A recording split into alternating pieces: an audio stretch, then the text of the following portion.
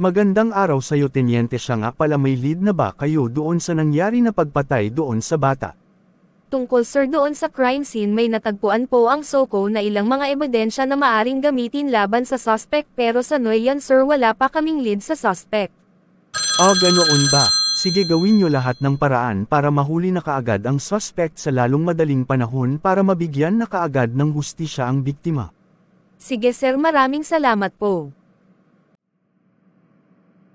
Magandang araw sa inyo, kaya ko nga pala kayo pinatawag para sa isang intelligence mission na inyong gagawin. Anong balita, positive ba? Yes.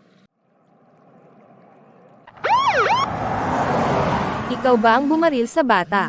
Hindi ko alam ang sinasabi ninyo sa akin, madam. Wala akong kinalaman sa mga binibintang ninyo sa akin. Huwag ka nang tumanggi kasi may mga testigo na nakakita sa iyo pagkatapos ng krimen na iyong ginawa. Wala naman akong kasalanan, palabasin ninyo ako dito, parang awa nyo na. Good job Tenyente, binabati kita, mission accomplished. Thank you sir. Masaya ang pamilya ng biktima dahil nabigyan ng hustisya ang pagkamatay ng kanilang mahal sa buhay. Wakas!